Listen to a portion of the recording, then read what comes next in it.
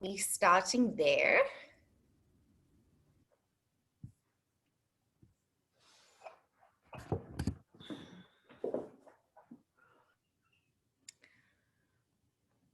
Okay.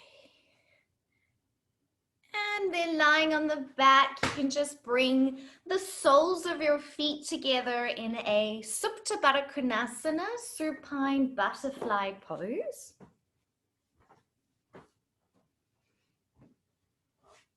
So with the soles of the feet together, allow your knees to drop out to the sides, and then lying on your back.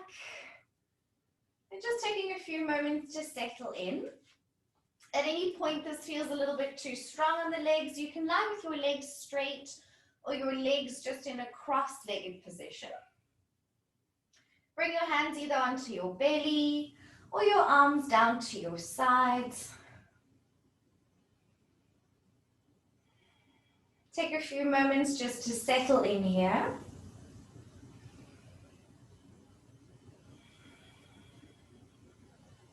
Start to feel a gentle opening into the hips.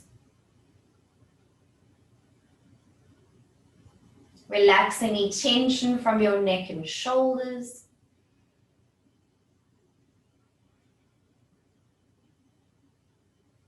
Allow your eyes to close as you bring your awareness into your body, connect with your breath.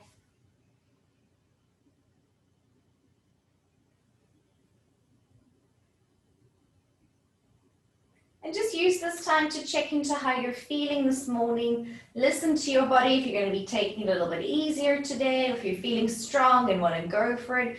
Just use this time to check in.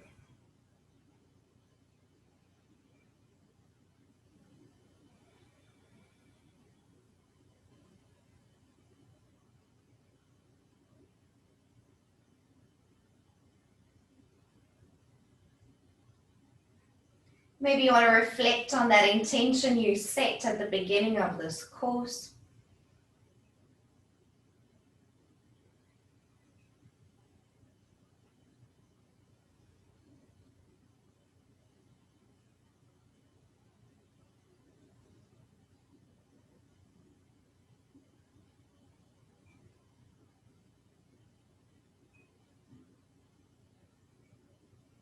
Taking our last few deep breaths here to ground and just relax into the hips.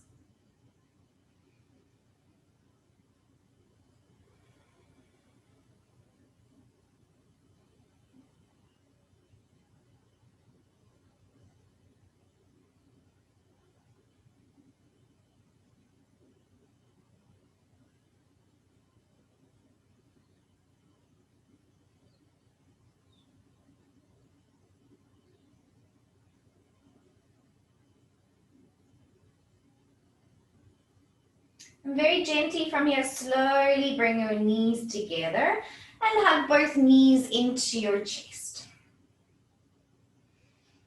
Wrapping your hands around your shins, give your legs a nice deep hug. Feel a little rounding in the spine. Allow your tailbone to curl off the ground.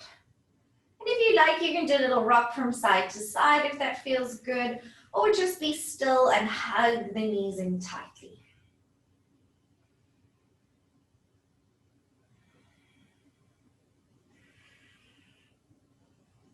And then with your hands on your shins, right hand on right shin, left hand on left shin, begin to circle the knees apart and then big circles around. So we're drawing nice big hip circles to just start to feel a little warming up into those hips as we work through some external rotation poses this morning, moving into our Bakasana crow pose.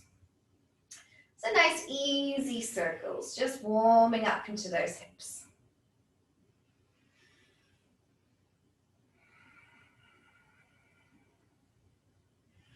And then when you're ready, change direction and circle the knees the other way.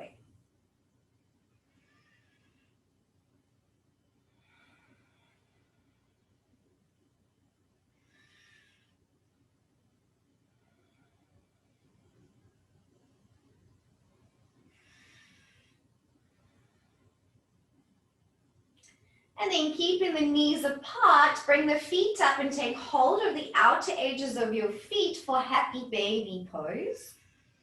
Bringing your knees to the sides of your waist. Bringing your shins up towards the ceiling. And then relaxing your shoulders and your neck back onto the ground.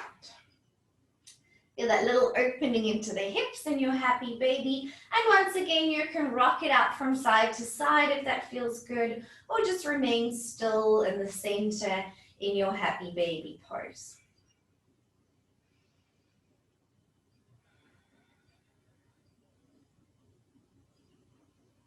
Allow your lower back to relax into the ground.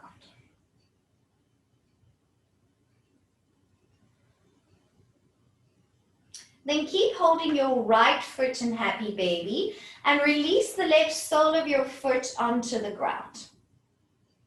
Increase the stretch of your happy baby on the right by drawing your right knee in a little bit deeper. Maybe feeling a little bit more stretch through the inner thigh and groin. And take a breath here in our one-legged happy baby.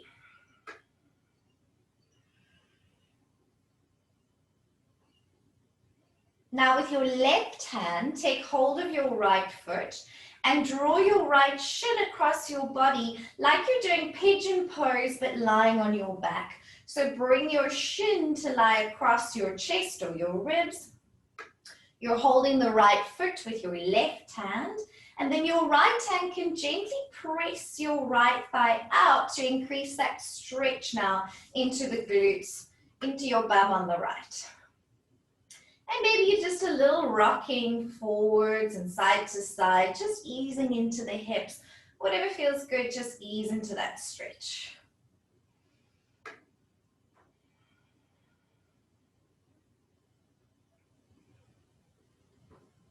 We'll repeat that, so hold the right foot with the right hand, move back into a single leg happy baby on the right, feeling stretches through the inner leg.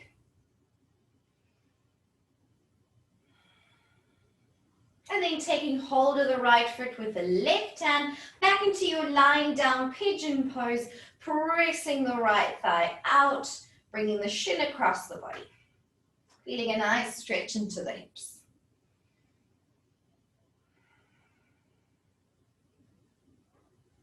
Now float your left thigh up to connect with your right ankle so that you land up in a figure 4 pose.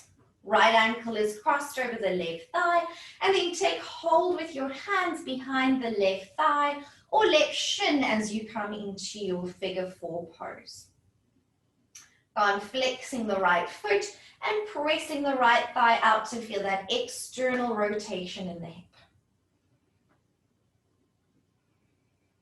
Neck and shoulders are still easy, resting on the ground.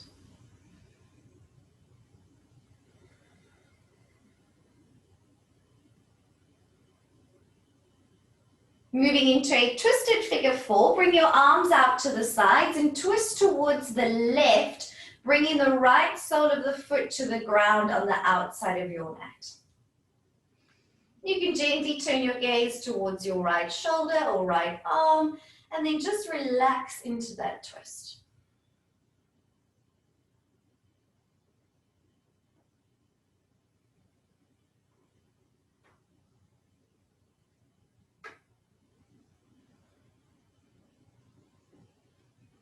Gently prepare to come back to center, bringing your legs back to the middle and move back into happy baby with both feet moving back into happy baby pose. Maybe a little rock from side to side, or just drawing the knees to the sides of your body in happy baby. Take a few breaths here, whatever feels good.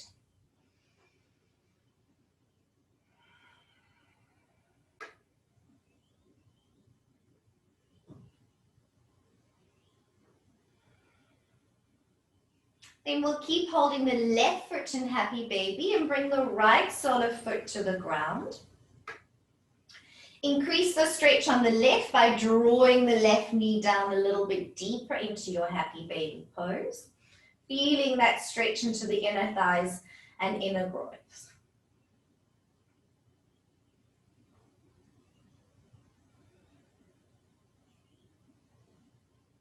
Then taking hold of your left foot with your right hand, bring your shin across your body for a lying down pigeon pose. And with your left hand, gently pressing the left thigh out to feel that external rotation in the hip and a nice stretch into the glutes. If you want to rock that leg a little from side to side or do whatever feels good just to ease into that stretch, whatever feels good in your body this morning.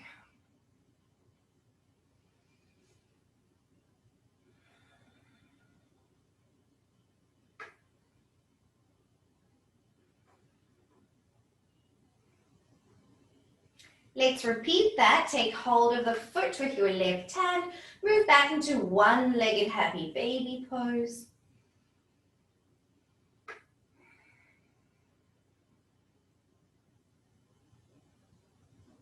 And then holding the left foot with the right hand, moving into lying down pigeon, pressing the left thigh out, feeling the opening into that hip.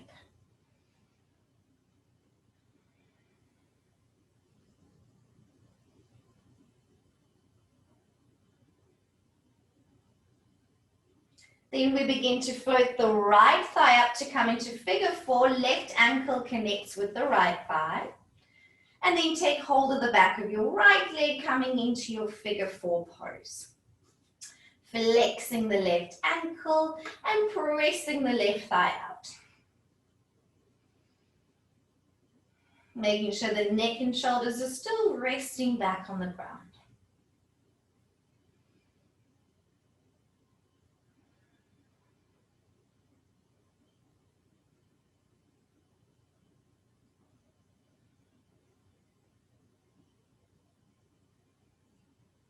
Coming into our twist, release your arms out to the sides and twist your legs over towards the right, grounding your feet and your right knee on the floor.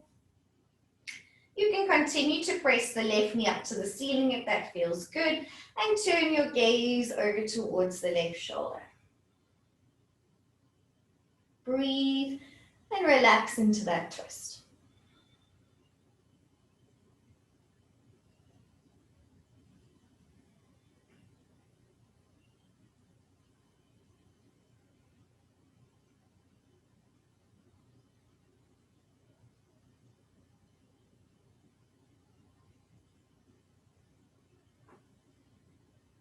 Slowly be prepared to come back to center. And release the legs and just hug both knees into your chest. Nice and round, nice and compact in the body.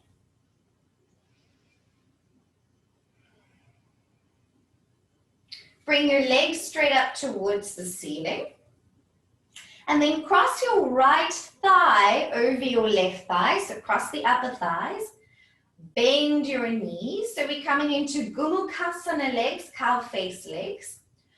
Curl your head up and take hold of either your shins or your ankles or your heels. I like to turn my palms up to face the ceiling, so you're holding with an undergrip, and then rest your head and shoulders back onto the floor. So here you should be feeling a nice deep stretch into the hips. And just take a few breaths here. If it feels too strong, you can also just hold below the knees and just feel the shins gently drawing away from one another.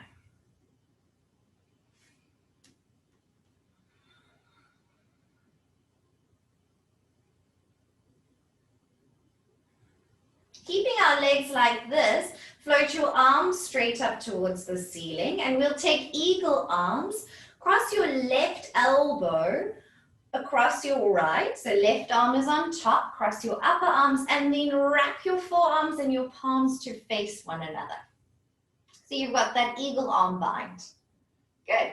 Curl your head up to crunch up, bringing your elbows to the inside of your right knee. Good.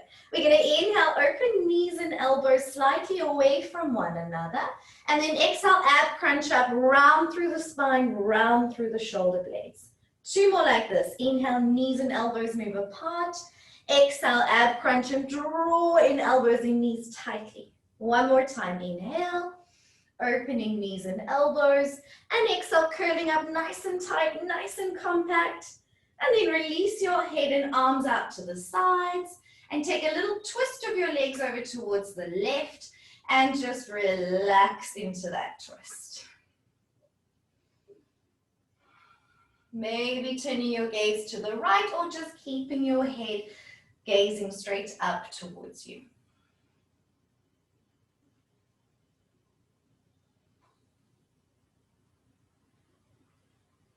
Slowly bring yourself back to center and then straighten your legs straight up towards the ceiling. We'll feel that on the other side, so cross your left thigh over the right, bending the knees. Curl your head up to take hold of either your ankles or your shins, whatever felt comfortable on the first side, and then rest your shoulders back onto the mat, relax your neck. Feel a nice stretch into the hips and take a couple breaths here just to settle into that stretch.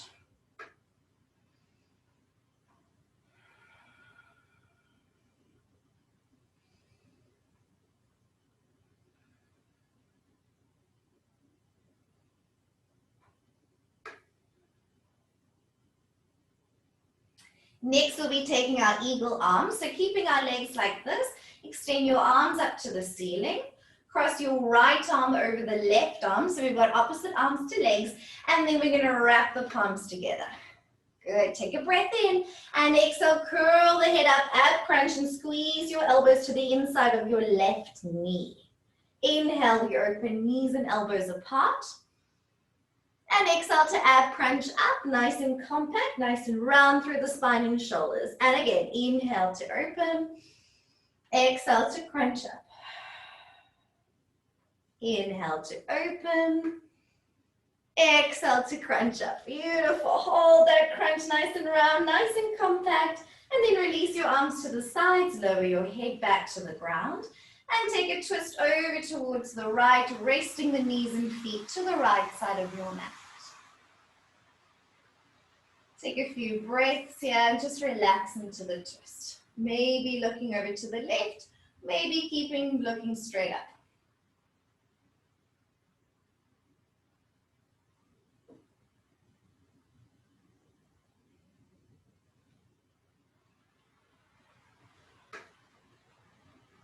Slowly we come back to center, straighten the legs up to the ceiling, and then hug both knees back into your chest and just relax it all out. Good, so you can feel how round we're getting, round through the back and round through our shoulders. From here, bring your big toes together and open your knees apart. So you've got like a little diamond shape in your legs. This is the position we'll be having our legs in for crow later on. Extend your arms straight up to the ceiling and press your palms straight up. Feel that push into your hands. Breathe in, and on your exhale, curl your head up and bring your arms to the insides of your knees. So your knees are hooking onto the upper arms. Press through your hands, round through the back, round through your shoulders. You're in crow pose, lying on your back. Take a breath here. Keep pushing into the hands. Keep your right knee squeezed to your right shoulder and extend your left leg forwards. Feel those abdominals working. Inhale, bend your left leg back into supine crow. Keep your left knee hooked up against the shoulder and extend your right leg away.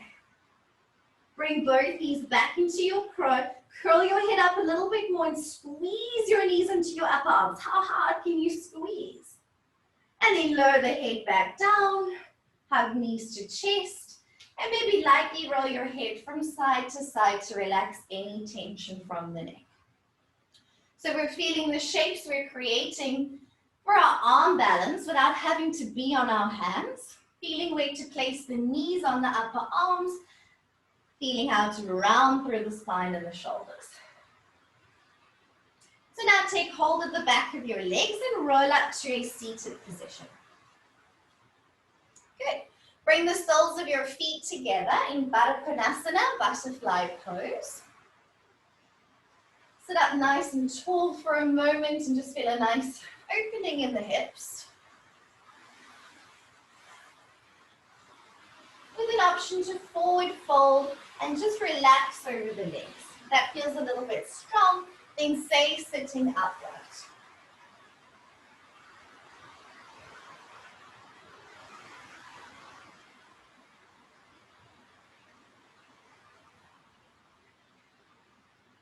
Take a few deep breaths here, just feeling that opening into the hips.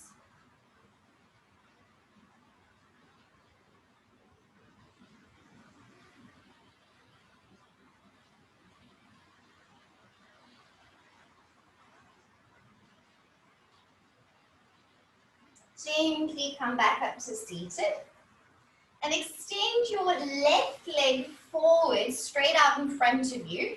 Bend your right sole of foot to touch your left inner thigh. As we come into a forward fold, inhale, reach arms up, and exhale, fold over your left leg, either bringing hands to the shin, the ankle, or holding either side of your left foot. Take a breath to lengthen, and then exhale, gently round forwards into a forward fold.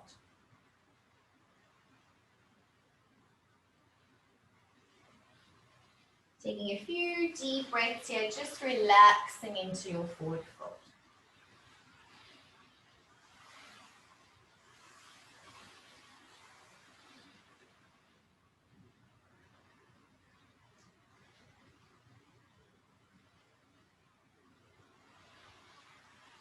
Now to lift your chest and reach your arms up above your head. Extend your right hand behind you with your fingertips pointing to the back of your mat, and gently press up onto your right knee. Press through the hips, press through the bottom hand, sweep top hand up. Take a breath, and then gently lower your hips back onto the ground. Bring the soles of your feet back together in butterfly pose, Baddha Konasana. Take a nice deep breath in to lengthen. And for a moment, maybe a little forward fold, just relaxing into the hips.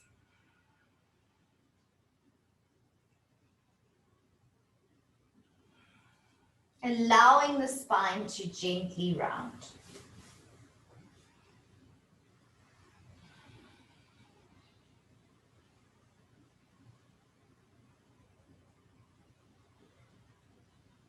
Slowly coming back up to seated. This time extend your right leg forward, straight out in front of you. Bend the left leg up a little bit more so the sole of the foot is touching your right inner thigh. Inhale to lengthen up through the arms. And exhale, forward fold, taking hold either the shin, ankle, or either side of the right foot. Take a breath to lengthen through the spine. And then an exhale to gently round and forward fold. Relaxing any tension from neck and shoulders. Allowing for a soft rounding in the spine.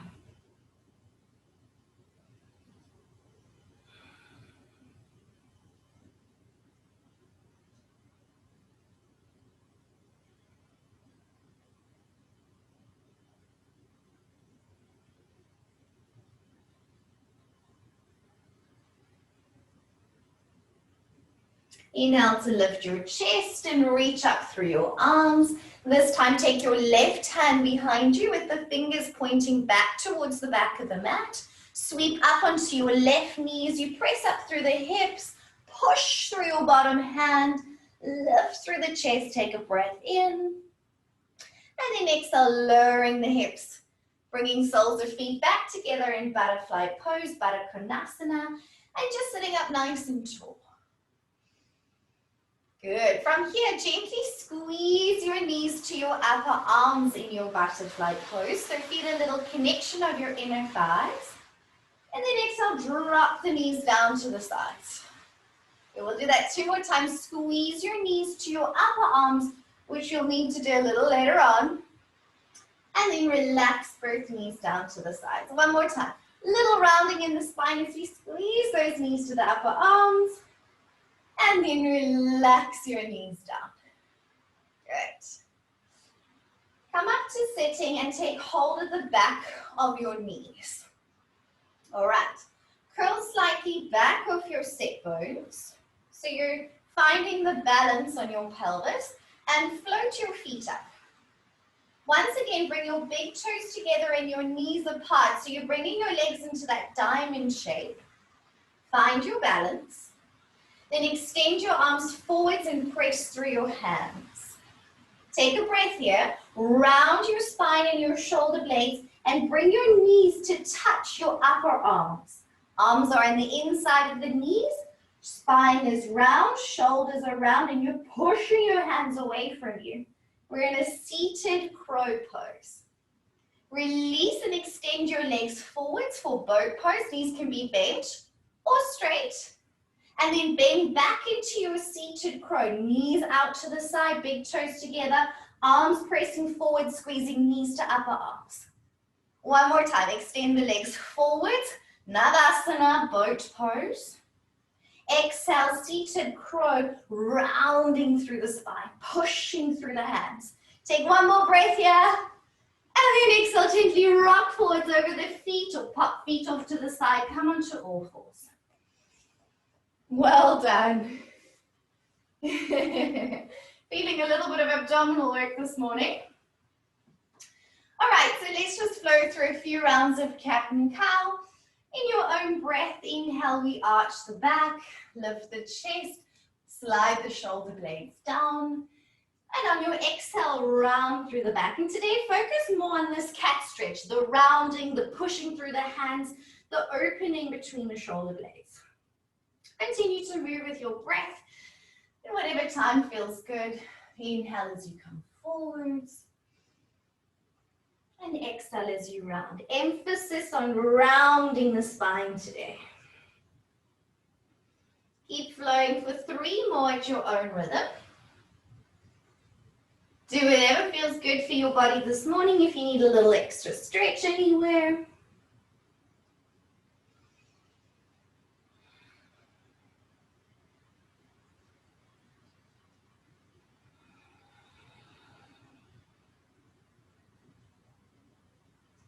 And last time we're going to hold in a rounded spine in cat stretch. So tuck the tailbone, round the spine, and push your hands into the mat.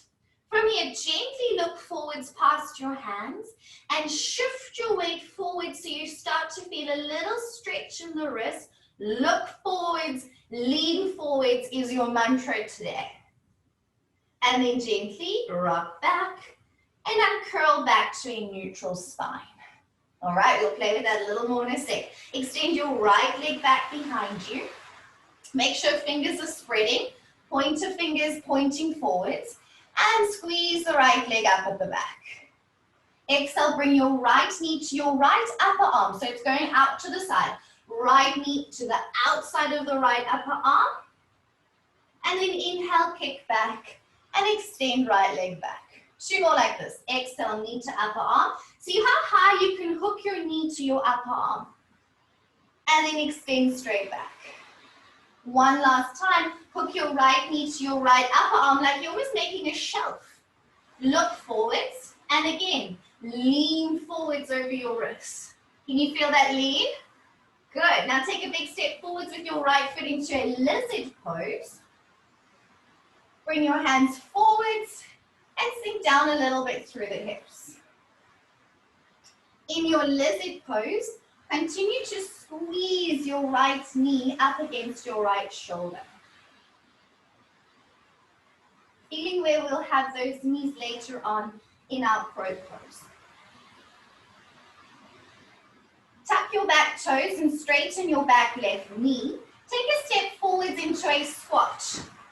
Feet are wide, squat down into Malasana. Good. Feet are gently turned out, upper arms on the insides of the knees, and just feel a little opening into the hips as you squat the hips down into Malasana. Taking a breath here.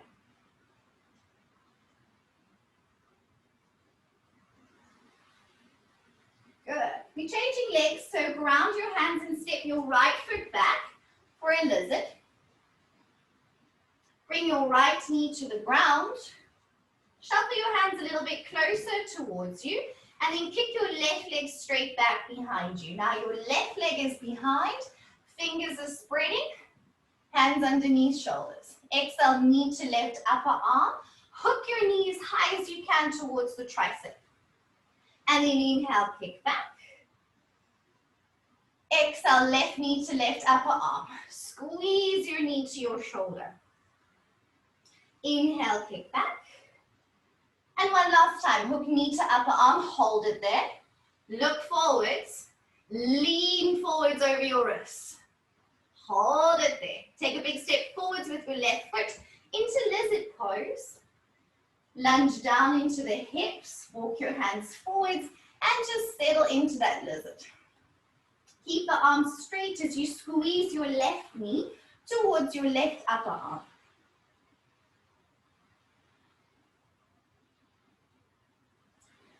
Tucking the right toe, straighten the right back, knee step forwards into Malasana squat, feet are wide, toes are turned out.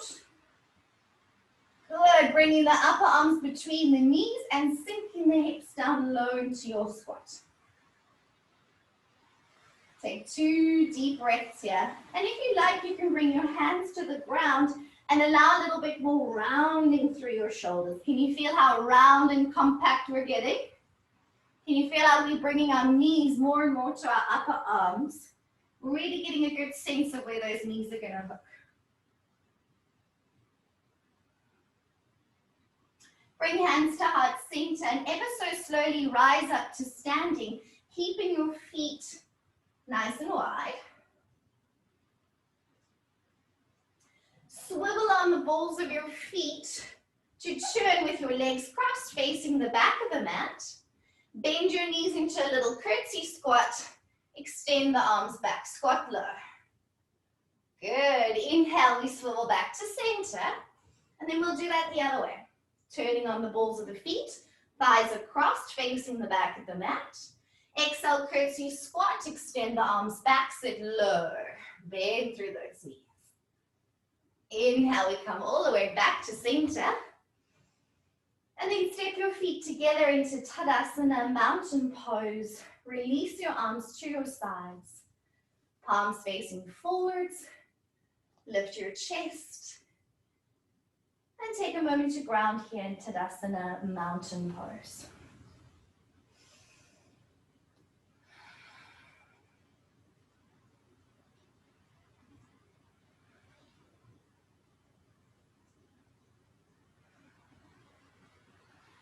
We're starting in Utkatasana today. So when you're ready, we're bending the knees, brushing fingertips across the ground. Sit your weight back into your heels for Utkatasana. See how low you can sit. Nice. Now keep your feet together as you squat all the way down. Your heels will pop up, knees open up to the side. This time Malasana with feet together. Bring your shoulders between the knees and get low to the ground. Good. Then pop your hands to the sides, ground your hands, and take a little step or jump back into plank.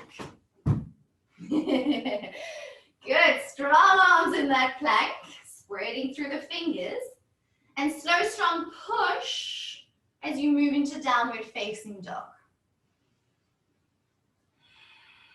Take a few breaths here in your down dog. If you want to pedal out the feet or bend and stretch the knees a little bit, please feel free to.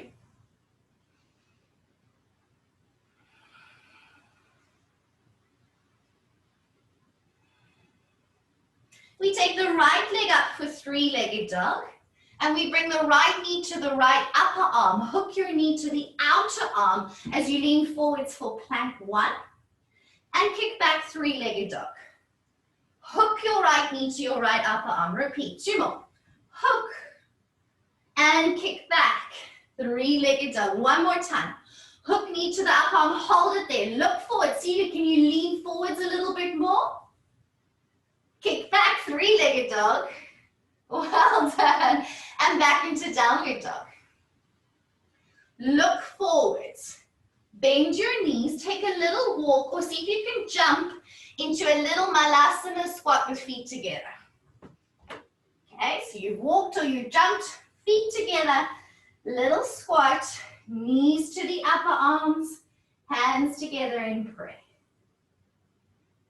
Nice and round, nice and compact. We push through the heels into chair pose, pushing down into the feet, sitting back into chair. Rise up to standing high mountain, inhale, arms up. Exhale, relax your arms to your sides. And come back to your breath. You'll feel that in a moment for the other side.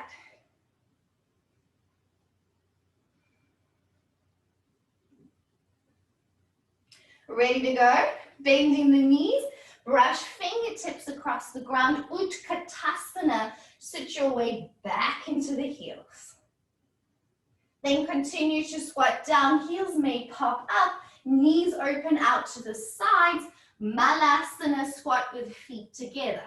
Get low, shoulders are coming deeper and lower between those knees and shins. Bring the hands to the ground. Take a little step or jump back into plank. Spread the fingers. Open the palms, strong in your plank. Slow, strong push, taking the hips back into downward facing dog. Breathing here in your down dog.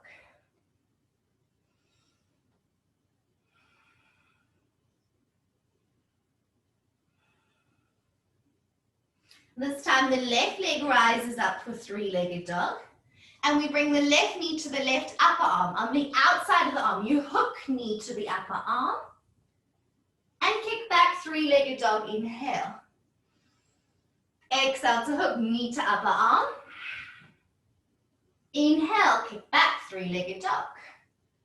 One last time, exhale, hook knee to the upper arm. Hold it there, look forwards. Can you lean forwards a little more? Kick back, three-legged dog, inhale. And bring it back to downward facing dog, well done. Let's come to child's pose. Bend the knees. Big toes together, knees apart. And today let's take our arms back behind you so that you're a little bit more rounded in your child's pose. A little bit more compact. And take a few breaths here in your child's. Give the arms a little breather. Wrists and shoulders nice and soft. Come back to your breath.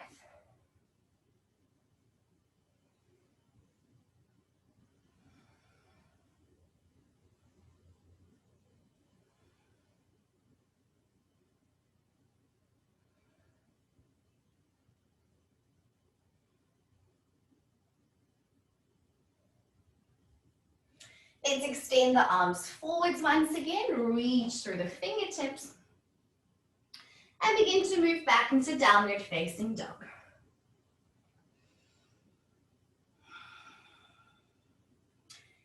Gazing to the top of the mat, little walk, step, or jump into a low squat position.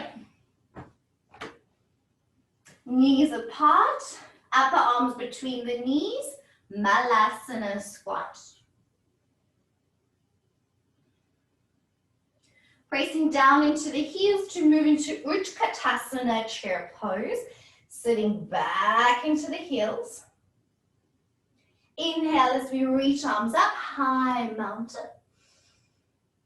And exhale, relaxing arms to your sides and letting it over. Good. Take a breath and ground through the soles of your feet.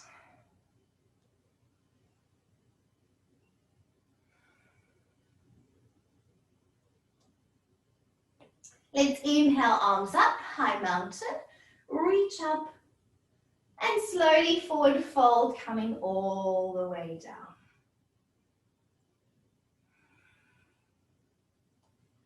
Hands in line with feet, back of the neck is relaxed, knees can be softly bent if you need.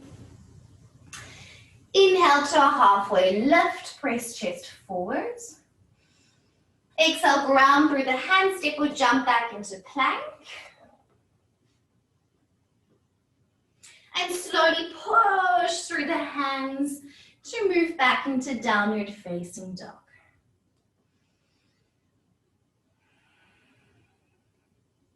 Inhale, right leg sweeps up for three-legged dog. Step forwards between your hands into a lunge. Bring your hands to the inside of your right foot and turn to the side of your mat into Skandasana. Right knee is bent. Left leg is straight up to the side with your left toes flexed up to the ceiling. Either your hands are supporting you. You can be a little bit more upright if you need to. Otherwise, you're coming nice and low and snuggling your right shoulder underneath your right knee. Take a breath here.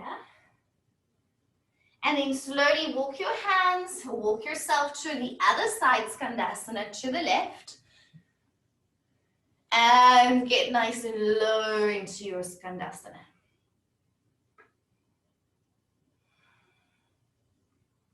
Turn to the back of the mat, so now facing towards your left leg, and step both feet back, plank. Slow, strong push into downward facing dog. Getting a little bit more opening into those hips now. Left leg rises, three-legged dog. Step forwards between the hands into a lunge. Bring your hands to the inside of the left foot and then turn to the side of your mat. Skandasana on the left. Either hands in prayer or hands supporting you in front. Right toes up to the ceiling. And then slowly transition to the other side, Skandasana to the right.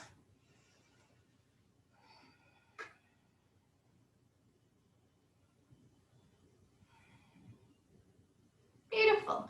Turn back to the front of your mat. Step the right foot back, plank.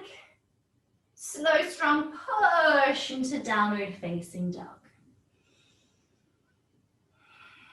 We'll take that a little bit further on our next round. Let's come to the top of the mat. Walk, step, or jump to your hands. Inhale, halfway lift. Exhale, forward fold. Rise on up to standing. Inhale, arms rise. And exhale, release, Tadasana, mountain pose. So next we're going to flow through a moon salutation, which just really feels quite nice. Feeling a nice opening into the hips. So with this one, let's inhale, both arms up. You can interlace your fingers and point your index finger forwards if you like. And take a nice side stretch over to the right, like a little half moon with your body. Inhale, arms up. And then a little side stretch over to the left, keeping hips and shoulders pointing forwards. Inhale to come up and take a big step out with your left foot, turning to the side of the mat, goddess pose. Arms into cactus. Good.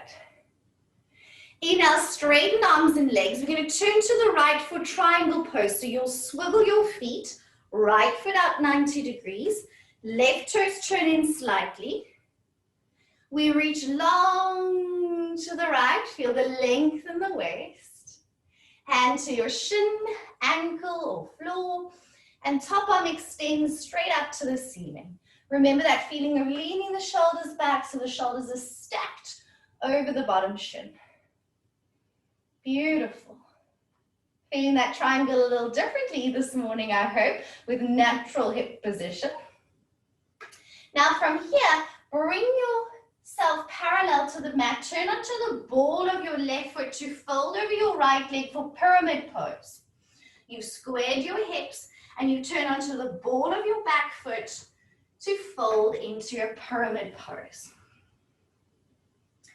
Bend the knees and come down into a lunge. Ground your back left knee. Inhale, arms reach up. Anjaneyasana, crescent moon pose. Low lunge with a little lift in the chest. Bring the hands to the inside of the right foot for once again turning into a Skandasana on the right. Hands wherever you need them to be. Then we transition to the left. Skandasana to the left side. Beautiful. We do it all in reverse. So turn to your left leg into a low lunge. Ground your back knee. Inhale, arms up. Exhale, arms down. We ground the hands and straighten the left knee for a pyramid pose on the ball of the back foot. Ground your right back heel. Left hand to shin, open up into your triangle pose. Can you see how important it is to keep your legs wide so we can link all these poses? Lean the shoulders back. Inhale, come up for goddess pose, turning both feet out. Goddess squat. And then we're going to step to the back of the mat towards our left foot. Inhale, arms up. And exhale, relax, arms down to the sides, Tadasana, mountain pose. Well done. We're going to bring it all the way back around in reverse. Are you ready? Inhale, arms up.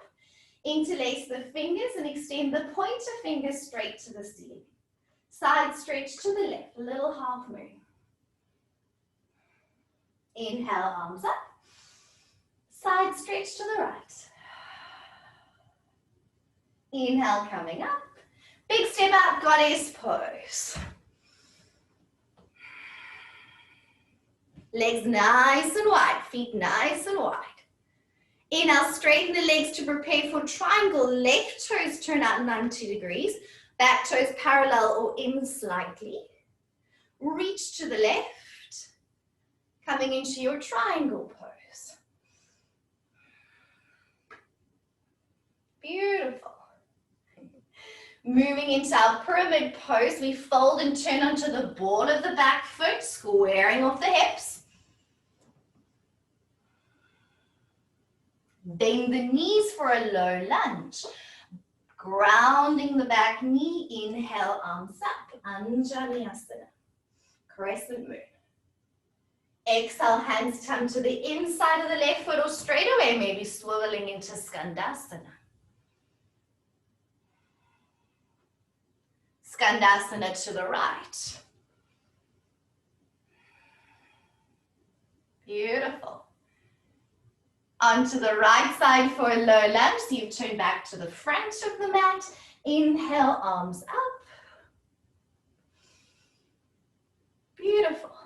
Exhale, arms down. Straighten the front leg, pyramid pose, squaring off the hips on the ball of the back foot.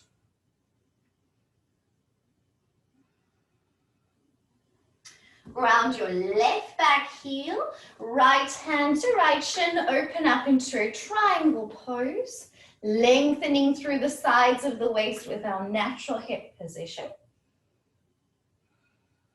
Coming up for goddess, inhale, come up, turn both feet out, goddess squat.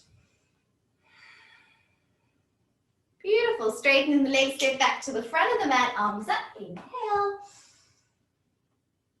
And exhale, arms down. Well done. Feels really nice. Okay. So we're going to add on to that a little bit more before we enter our final peak pose. Last little bit of hip opening.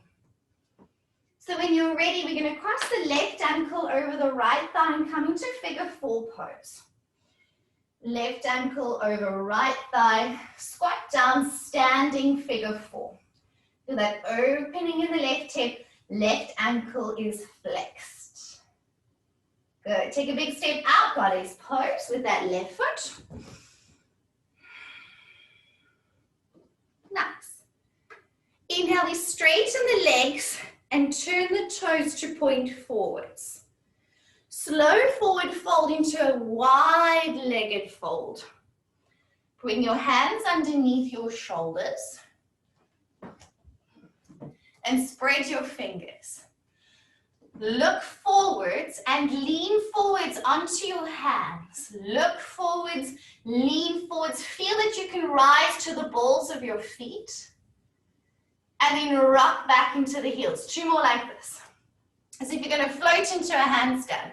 Look forwards, lean forwards over the wrist, look ahead of you. And then slowly rock back into the heels. One more time, look forwards, lean forwards. And rock back to the heels. Good, coming into triangle pose, right foot turns out, left foot turns in, hand to the shin, opening up, Trikonasana, triangle on the right. Beautiful. Back into pyramid, forward fold, swivel onto the ball of the back foot for pyramid pose. Back into a low lunge, bend the back knee. Inhale, arms up, Anjaneyasana. Exhale, arms down. Take a squat forwards, Malasana, with feet wide. Squat at the front of your mat. Bring your hands down to the floor and round a little bit deeper in your Malasana squat.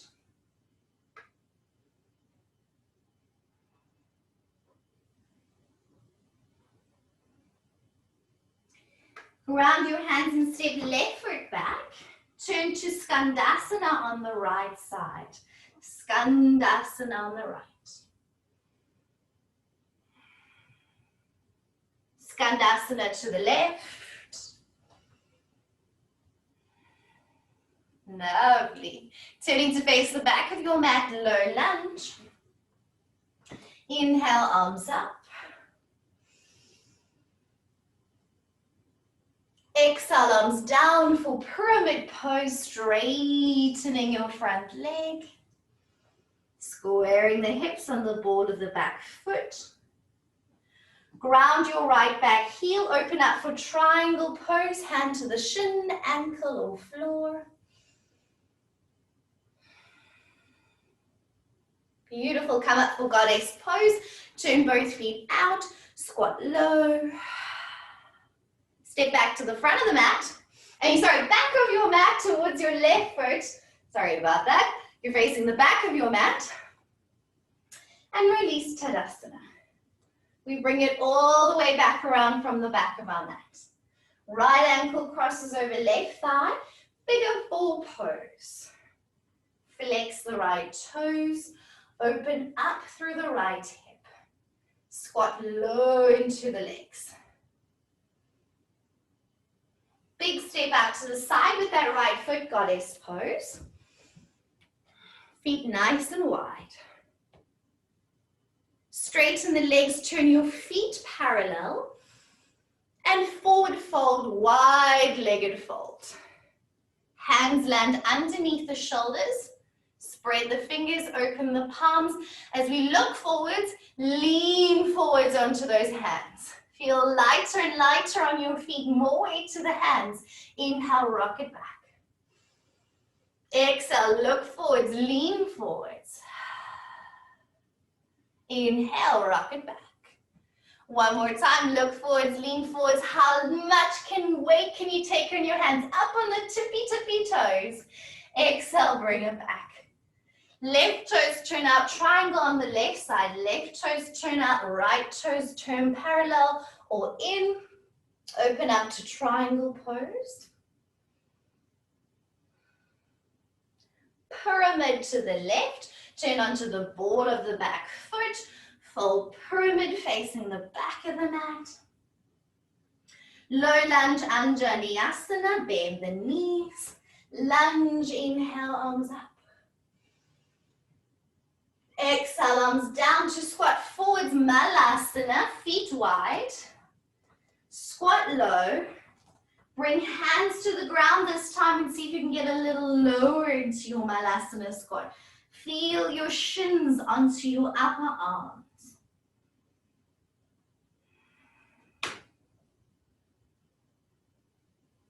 We step back with the right foot to move into Skandasana. Skandasana on the left leg. Transition to Skandasana to the right leg. Low lunge to the right, facing the front of your mat. Inhale, arms up.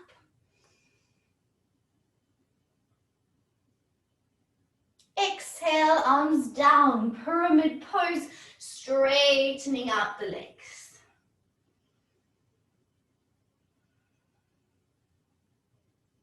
Ground your back heel to prepare for triangle pose. Inhale, opening up into triangle trikonasana. Coming up for goddess pose, inhale, come up, turn feet and thighs out, squat low to your goddess, and step back to the front of your mat. Inhale, arms up, and exhale, arms down, coming back to your breath. Close your eyes. Take a moment to ground.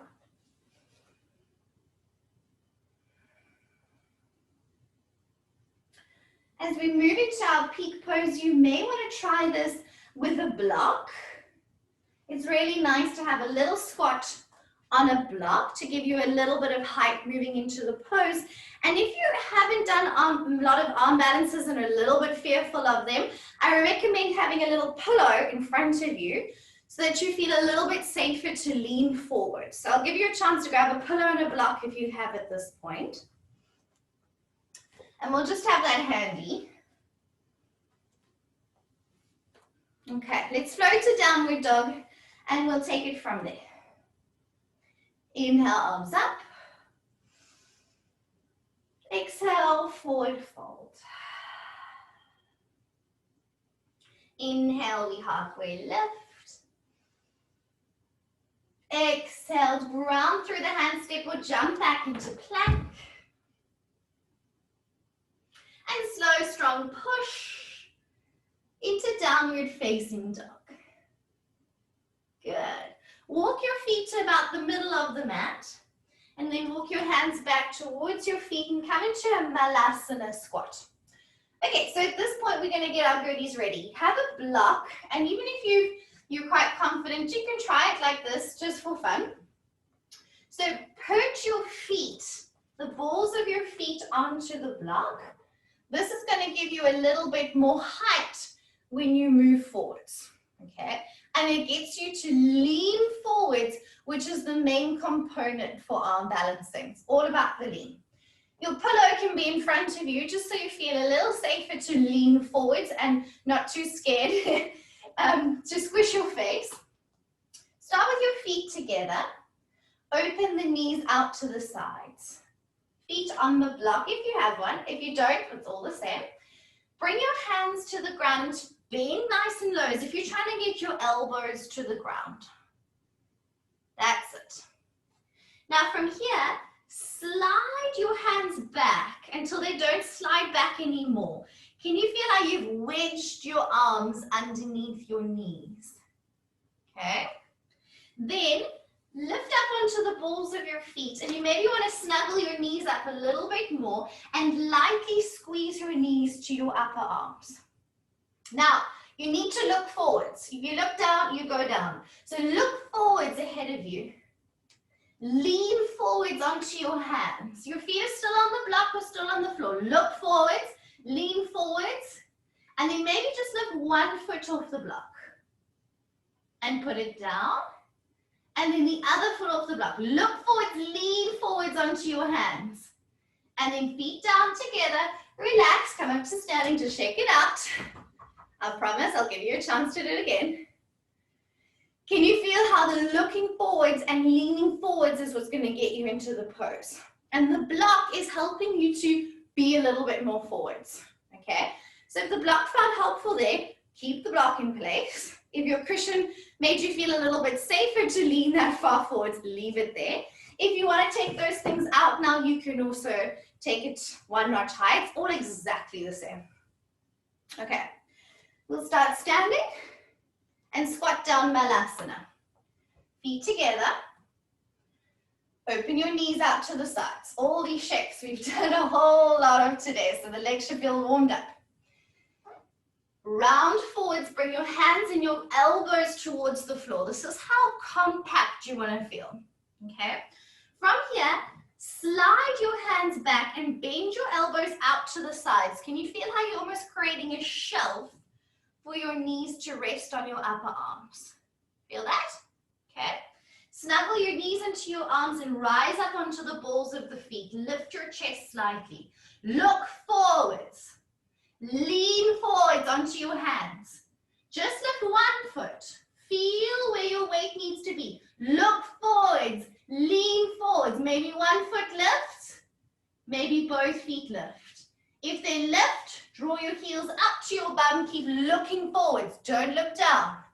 Look forwards, lean forwards. Go slowly, slowly. Yes. Yes, stunning, everyone. And then ground your feet, come up to standing. We'll shake it out and give it one more bash. These things don't happen in the first try. That was looking really good. You guys are doing great. Give your wrists a little break. The more time we spend on our hands and our wrists, they get stronger. It's just about progressively loading them over time. So it's good. You're going to feel your wrist, but it's a good thing. Take a little breath. We'll give it one more go. Okay, I'll lead you into it and then I want to have a look when you're there. So let's come down, squat into your malasana. Feet together. Be aware if you're in long sleeves, it's much more slippery. If you can grip your skin, it stops your knees from sliding if you're having any issues. Yeah, okay. Squat down, knees out to the sides. Bring your hands and your elbows towards the floor. So that's got you nice and round and compact.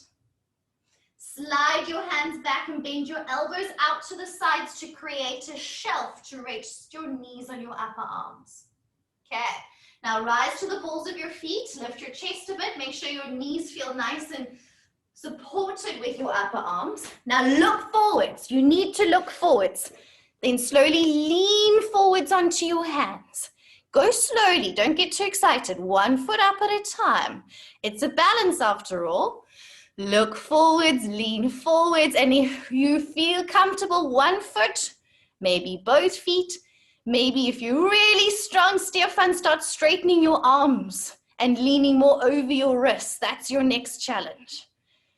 Yes, try and straighten those arms, yes. Beautiful, everyone.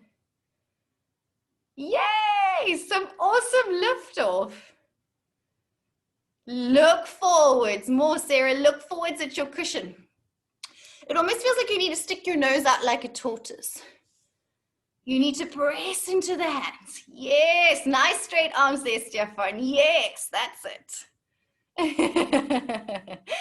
For the boys, it comes easy, so we just have to make it harder for them. Well done, everyone. When you're done, have a seat on your bum with your legs crossed and take a moment to ground. You all did so well. With your legs crossed, just sit up nice and tall for a moment. Whew. Take your hands behind you and just little lift in your chest. You've been rounding quite a lot today, so just fingertips behind. Take a moment just to lift and lengthen the spine. Take left hand over to the right knee and take a little twist towards the right, just gently.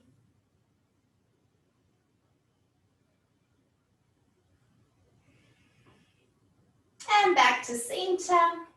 And then to the other side, right hand over to the left knee, a little twist.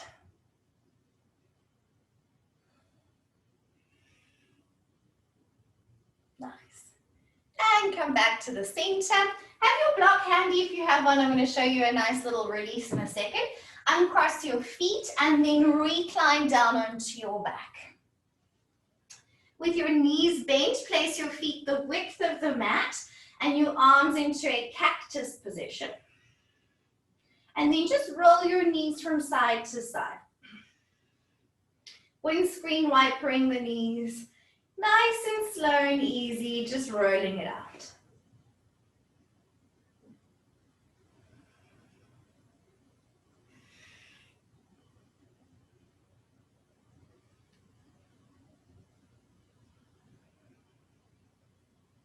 One more each way.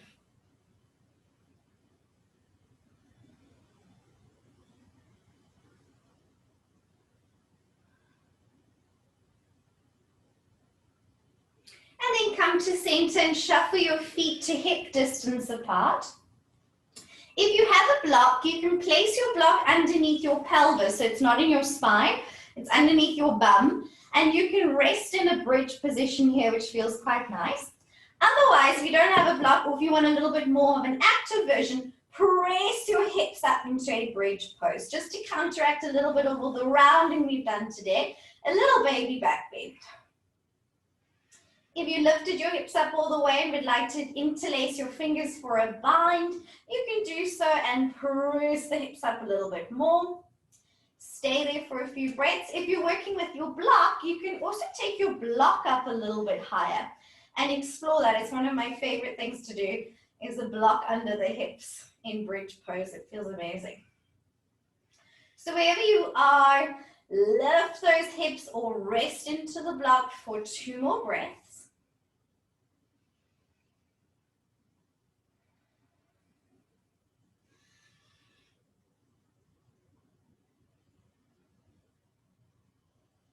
And then you can gently begin to lower 1 notch at a time with your block, or lower your hips straight to the ground if you're not using a block.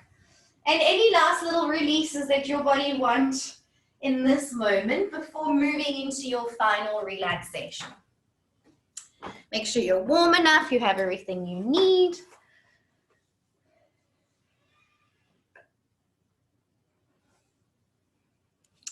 And when you're ready, do a last little twist or a last little release, anything your body wants in this moment.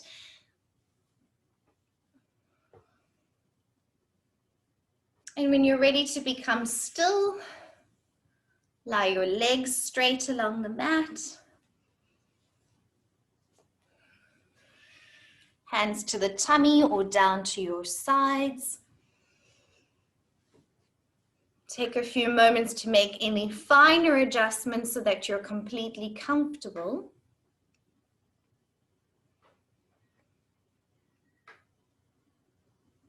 And then become still. Axis, and then we rotate on a nice straight spine. Please be aware I forgot to press record for your balancing section. So I apologize for that. I thought it was recording. And we will recap those balancing poses next week, Friday anyway, and we'll be doing them quite a lot. But if you are looking for them during the week, I'm sorry, I thought it was recording and it wasn't. Okay. Any questions before we jump into twists? I know some of you had a few disc issues when it came to spinal stuff. So when we go into twists, we don't want to overwork the spine if there's any kind of spinal conditions. Okay, so I forget who that was. Was it you, Dasha? Yeah, thought so. And Nicole as well. So don't overwork in the twists. Okay, gentle twisting will be totally fine. The problem comes when you have a hook, you've got like a lever to push against, and then you force and you wrench. Okay, that's not good. So I want you to be a little bit more mindful, gentle rotation where you naturally go using your muscles, and don't hook and force in these twists. Okay.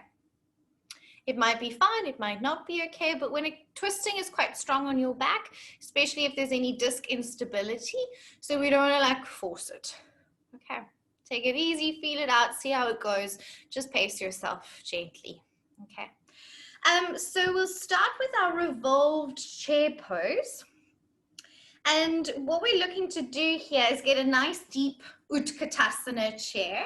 And then with hands in prayer, we're going to twist to the run side and get a little hook.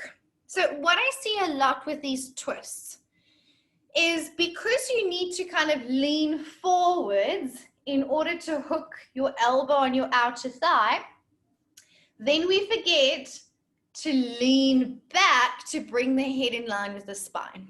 Okay, so I want you to be mindful of that lean forwards, but then you need to bring your shoulders back in line with your pelvis again.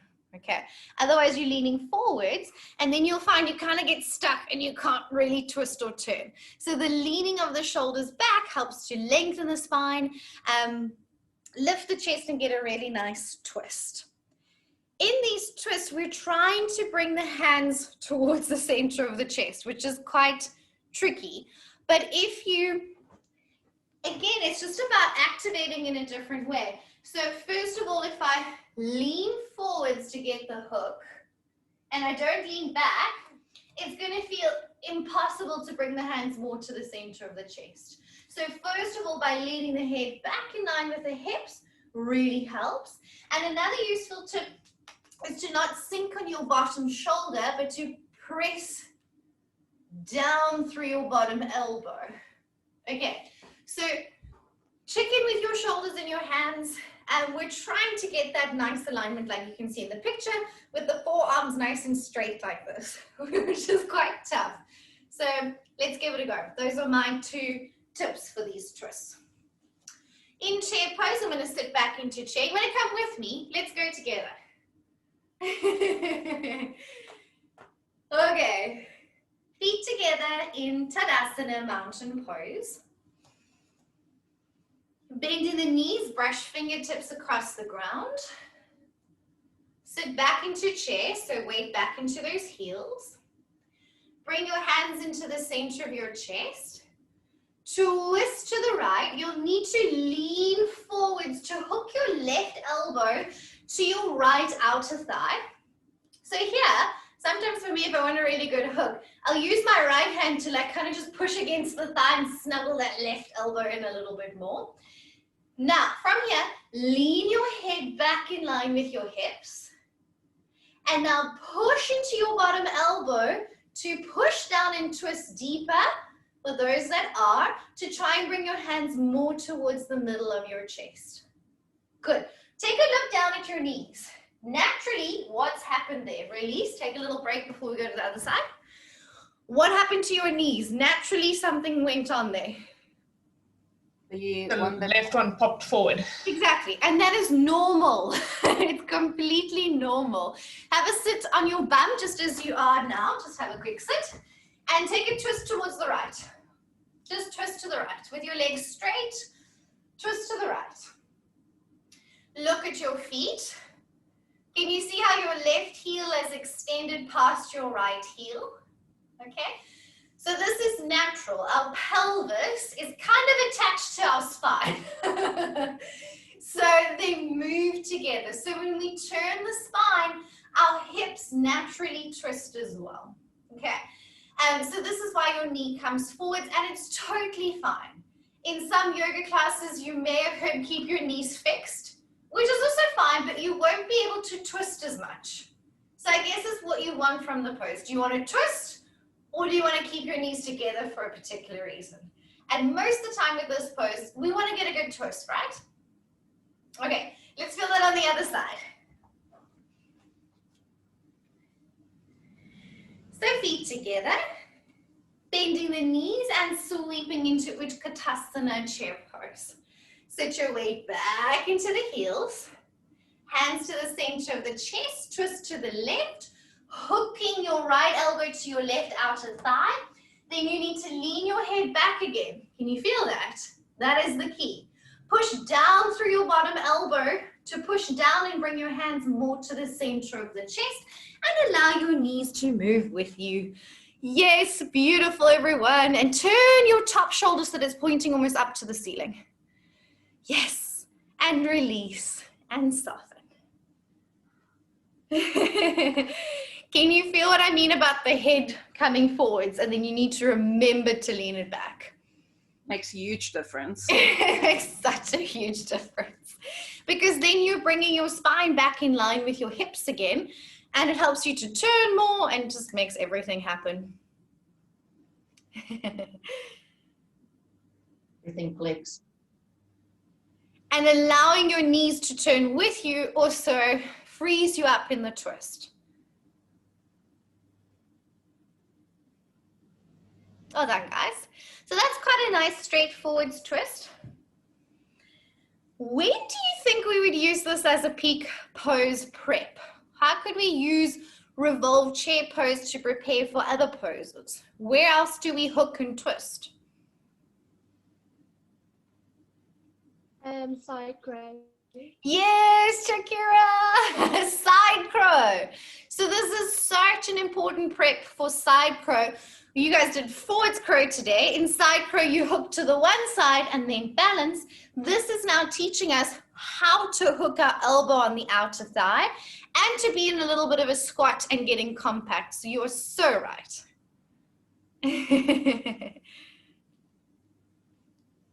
Okay, so I'm doing it a bit in my own order. We're going to flip backwards to page 71 next. And I'm going to ask you to also call this pose revolved or twisted high lunge. Okay, so it's parivrita, which means revolved. Parshvakonasana, which is side angle pose. Okay, but we're also going to do a modified version of it in a twisted high lunge. Okay, and the reason is, can you see in the picture, this lady's back foot is down. So her foot is pointing this way, but she's turning and twisting the opposite way. How do you think that's going to go down? Knowing that our pelvis turns with us. It's kind of like when we did warrior one with the back foot down, yeah? And we could feel how we couldn't square our hips to the front. Remember? When we were warrior one, and it was so hard to turn our hips to the front. So this is even worse because with my back foot down, now I have to try and twist this way, but my hips are stuck pointing the opposite direction. Okay, so this is why I'm going to ask you to also kind of think of this pose as a twisted high lunge. Okay, if I do it on the ball of my back foot, what does that mean for my hips? Stay square. They're going to point forwards. And when I move into my twist, my hips are going to come with me because I haven't fixed my bottom foot. And it changes absolutely everything in this pose. Okay, I'll show you very quickly and then we'll do it together. So I'm going to come from a high lunge. I also want you to try with the bottom foot down so you can feel what I mean. I'm going to bring hands together in prayer. Twist, again, I get the hook. Can you see how I do this little extra snuggle just to get all my bits into place? And then I'm going to lean my shoulders back. I'm going to push down through my bottom elbow, twist to bring the hands towards the center of the chest and try and keep knees stacked over ankle and back legs straight. Okay, another awesome way to get into this pose, if you struggle with twists, and it's also just quite nice, I also want you to try twisted low lunge. We're going to do it in the assessment actually, a twisted low lunge like this. And then I tuck my back toes and I straighten my back knee and I'm in it. A more advanced option would be to extend the arms like in that picture. And that would be more like a revolved side angle pose. It's really quite hard though, you can give it a bash. If you do that, your bottom hand shoots backwards slightly. And again, I would do that downward sweep to bring this arm in line with the ear. Really quite tough, but give it a go if your shoulders don't mind these kind of things. If your shoulders felt sticky previously, they won't really like that one, but give it a go if you want. So firstly, let's try it in from a warrior one so you can understand what I mean about the back foot. Come into warrior one. Back foot down. Bring hands to the center of your chest. And the golden rule is you always twist to your front leg. So whatever leg is in front, you turn that way, just in case you get muddled up at some point. If your back foot is down, how does that make you feel now when you try and twist the opposite way to where your foot is? It can feel a bit restrictive, right? And your knee might be like, what the hell are you doing? And can you twist very well? Now try it on the ball of your back foot and tell me if that feels a bit better. Ah, now your hips can turn with your spine and your whole body is moving with you. Does that make sense? Yay. And then come down into a lunge and try it from a low lunge as well. This is also a really nice way to teach these twists. So low lunge with knee over ankle, back knee down, bring hands to the center of your chest. Twist to your front leg, hook your elbow on the outer thigh, then lean your shoulders back, push down into your bottom arm to draw hands more towards the center of the chest. Now keep this hook, tuck your back toes and straighten your back knee, and boom, you're in the pose. So it offers a little bit of stability whilst getting that hook. If you're feeling fancy, you can extend your bottom hand down and then top arm over in line with the ear for the full version if you wish. It is quite sticky in the shoulders, so give it a go. It's not the most comfortable version for beginners, normally. Yes, Akili, you're making it look easy. Gorgeous. And then you can release and come down to down dog and feel that on the other side. So in your assessment, I'm more than happy for you to keep your hands in prayer. You do not need to open your arms up, okay? Give it a go on the other side. You can come from a low lunge first if you wish, and then bring it up. So we will do a twisted low lunge in assessment. So you can practice that along the way. And lean shoulders back, push the bottom elbow into the thigh so that you kind of come more upright and bring hands more towards the center of the chest. Yes. And then you can tuck the back toe, straighten back knee for full version, option to open the arms up, or keep your hands in prayer because that is also absolutely perfect. Yes, stunning poses. Lovely. And then slowly release and come down. Oh. So twists can feel quite exhausting. They're quite strong on your body. So just take a little breath here. Neutralize the spine. Take a few moments to ground.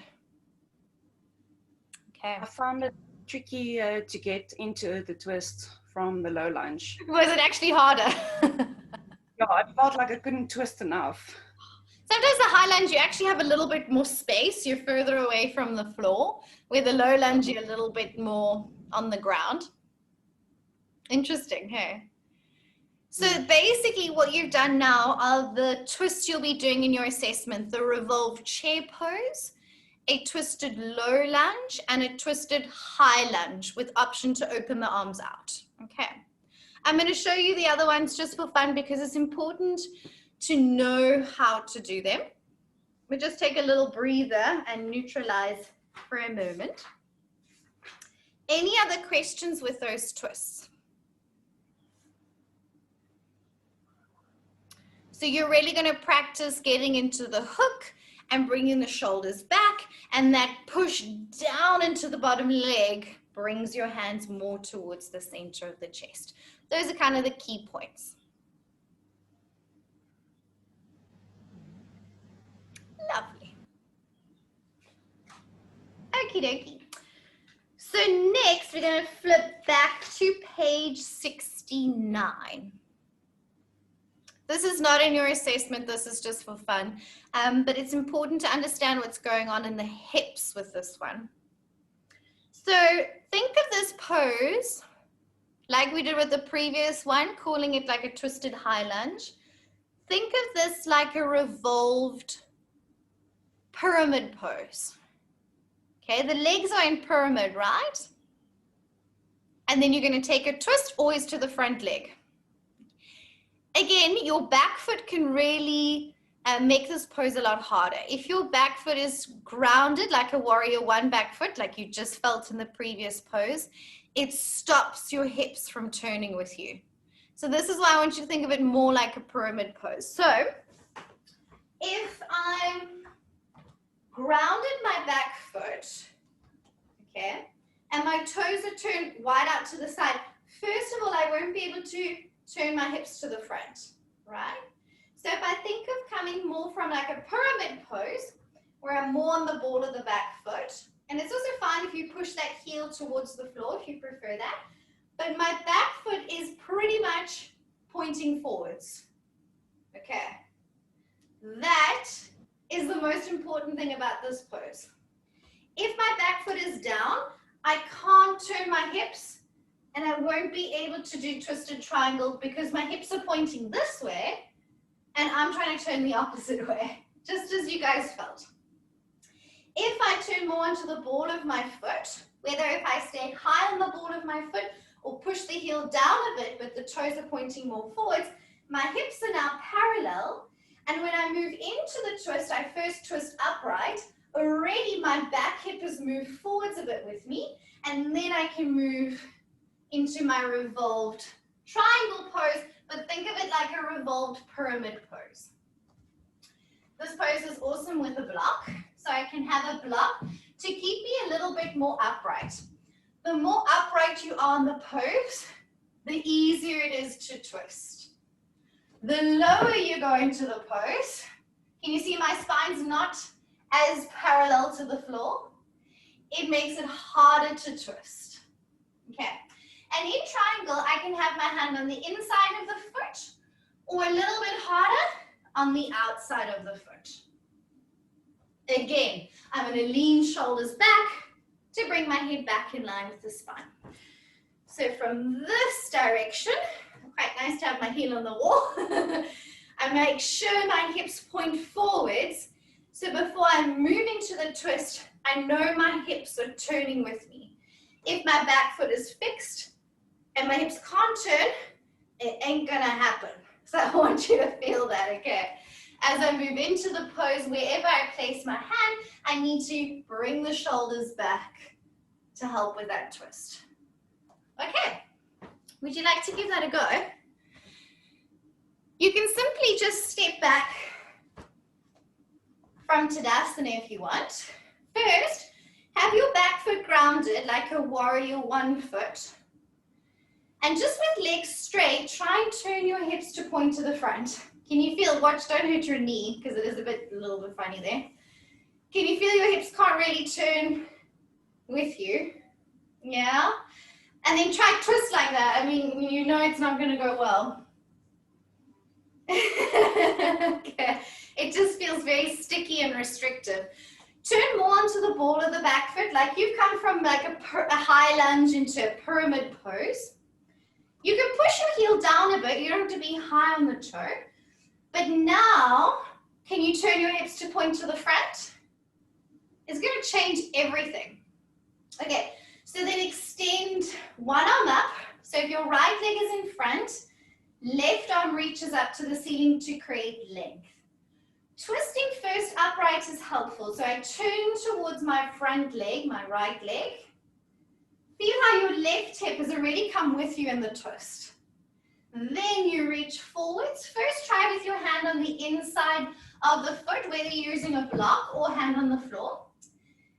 And then allow your hips to twist, lengthen your spine, and then extend the top arm up.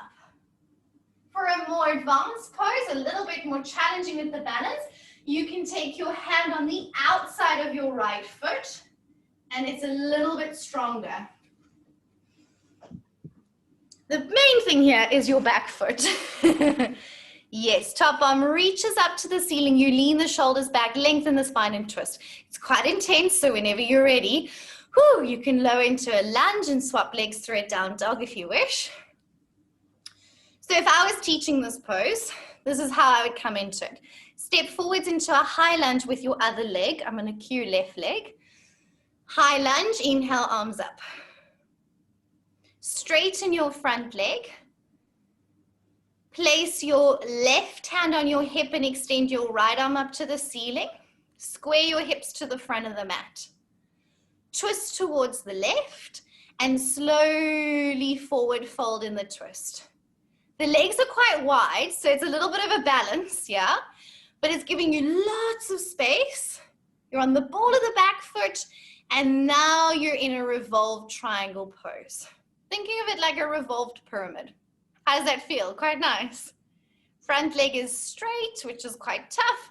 You're leaning the shoulders back and twisting chest open. Yes. And then you can release hands to the ground and step back downward facing dog. Okay. So many ways of doing this pose. as long as your back foot isn't turned out too much and stopping your hips from turning with you, you can do it with your legs a little bit more narrow or wide, like I made you do it from a high lunge, which I quite like these days. Okay, questions, comments, anything you want to add to that? How did that feel? Tough. This is more. My hamstrings will stretch that. It's so mean on the hamstrings. This is a more intermediate to advanced pose. Yeah. The hamstrings are definitely stopping it, so I need to work on the hamstrings, I think, before I can get the twist. And block it. Use a high block so that you're more upright to help with the hamstrings as well. It's a very difficult pose, and it's one of those that takes quite a long time to really refine and feel what really works for you. So for me now, I like to have my feet quite wide, like a high lunge. Yeah, and just make it work for you. It's a tough one, and getting enough length in the spine and twisting. It's a hard one. So practice this one for future stuff. It's not in your assessment, but it is a lovely pose. Not something I would do with beginners because it's really tough. There's a lot going on. Balance, flexibility, and twisting. On our YouTube channel, we do have a class. You'll see it there, all with twists. And if you're ever interested, you can do it. It's a peak pose sequence for revolved half moon. And if you would like to play with these twists a little bit more, you can do that class as well. Okay, I'm going to teach you revolved half moon next. Any other questions to do with revolved triangle or revolved pyramid? Okay, I know these twists are going to exhaust you. They are tough. On page 73, it's not in your assessment, but we'll just go through it, and then we've done all the twists. Is Parivrita Ardha Chandrasana, revolved half moon pose.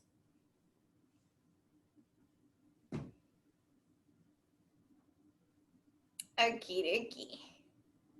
So coming into this pose, I recommend a block. Makes it quite nice. There's loads of ways to enter it, and we play with that in the sequence. Normally I would come from a revolved triangle pose. And just as we went from triangle to half moon in the forwards one earlier, I'm going to do the same as I come into the revolve version, hand onto the hip. I bend the right knee. I slide my block forwards. I keep my chest turned, and then I'm opening up for a revolved half moon pose. Okay. Another way that's quite cool to come into it with a little bit of extra support is to just be in a forward fold. Okay. I take one leg back like a warrior 3 back leg. And then I can just take one hand off the block and twist open.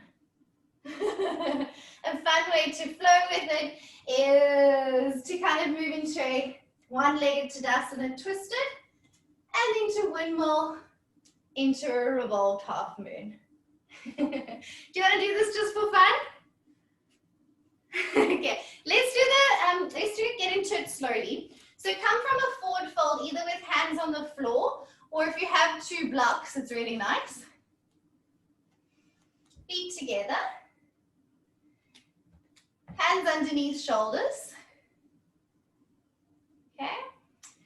Stand your weight on your right foot and send your left leg back like a warrior 3 back leg. So your hips are parallel in this.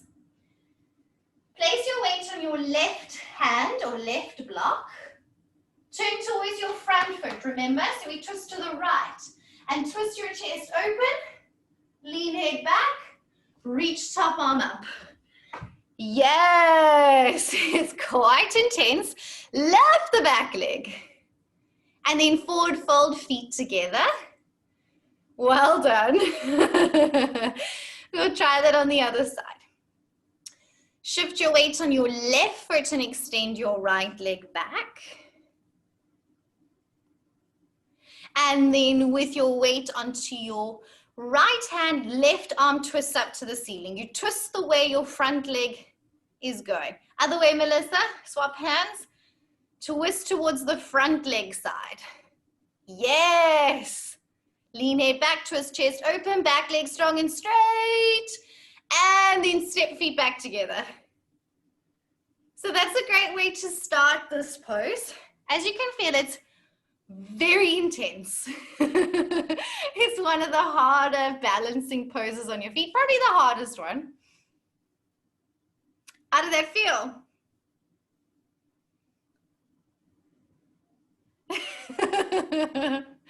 Your face is sad. Any comment? No? Your shoulder, I know. It's so hard to get that twist. So to make it less horrible for the shoulders, you want to turn more in the chest. That's the thing. Because what we tend to do, and it's such a good point you bring up, is we feel like we're twisting by taking the arm back, but it actually needs to come from the whole torso rotating back. And then it's less nasty on the shoulder. Yes. How are you guys feeling? Okay?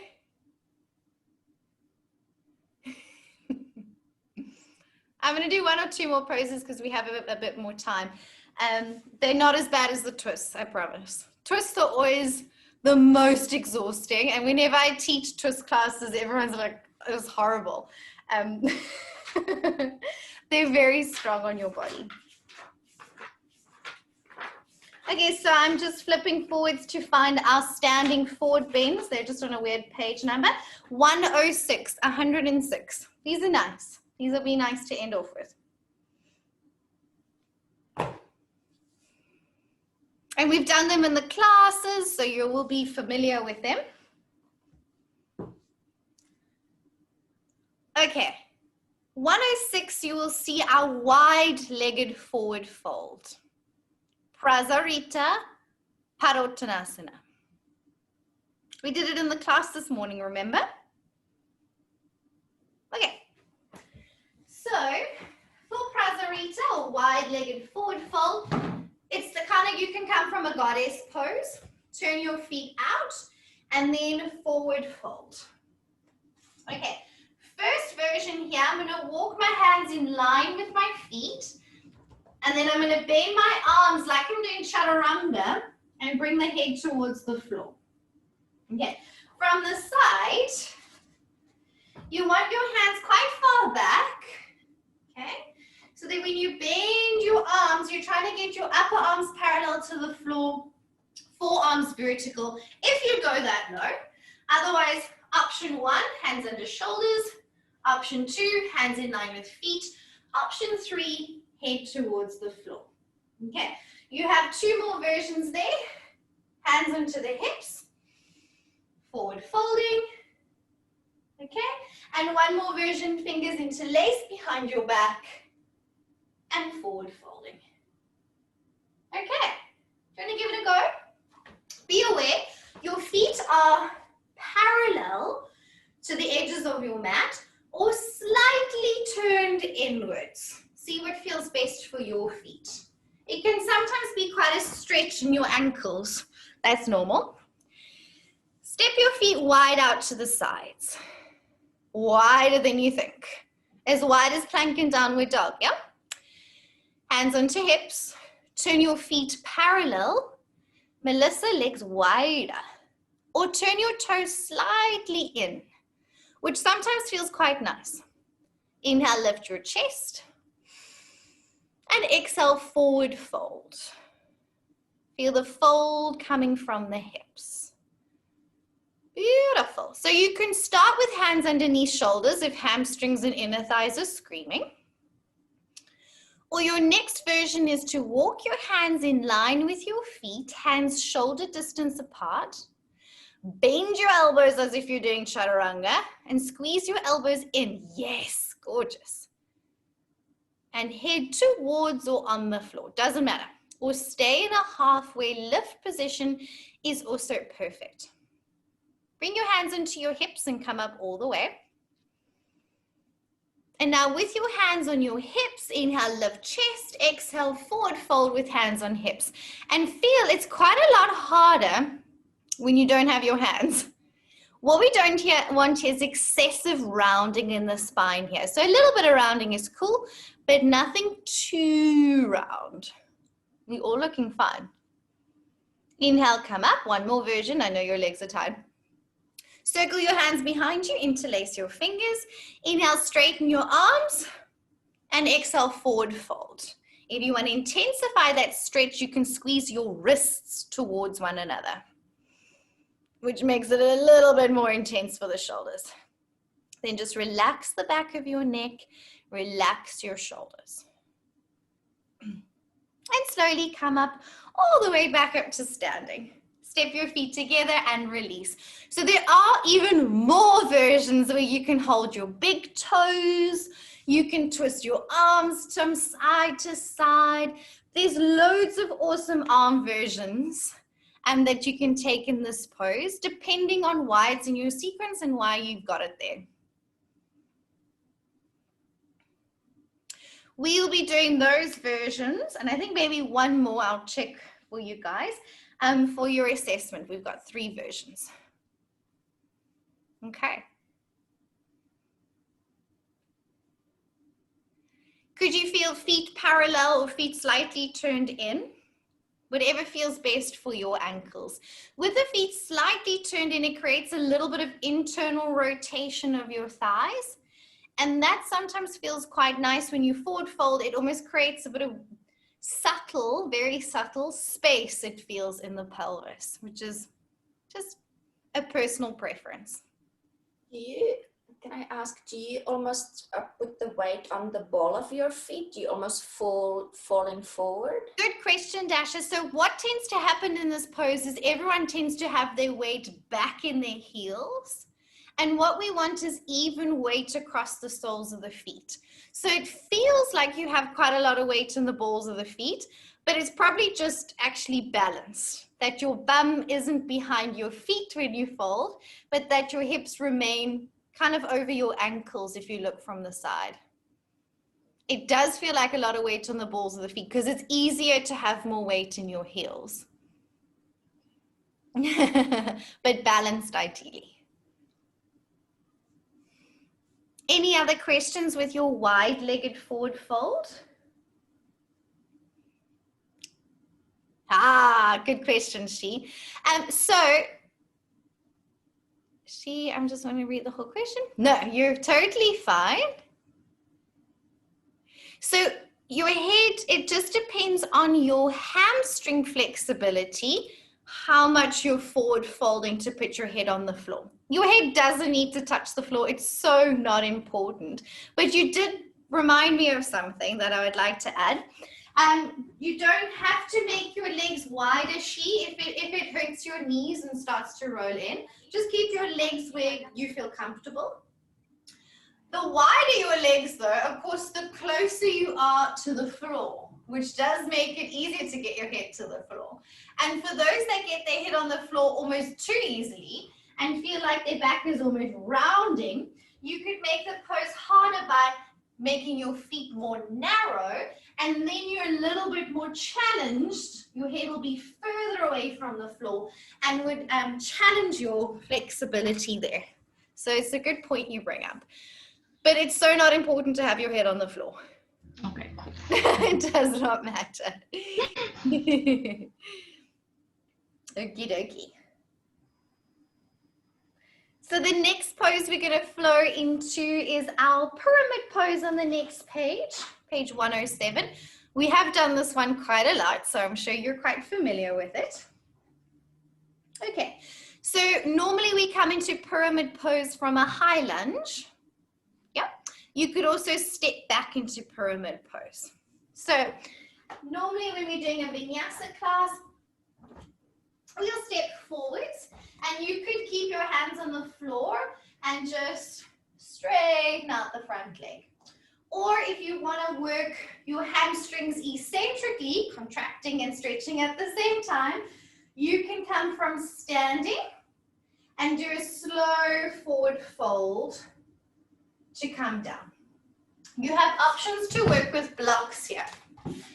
So if you felt that you struggled to touch the floor and needed to bend your knee, okay, it's also fine to have a little bend in the knee, but working with blocks brings you up a little bit higher, and that will help lengthen your spine more, okay.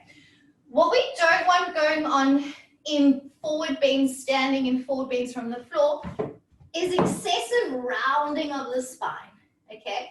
That you're hanging here and your back is straining and really rounding, okay?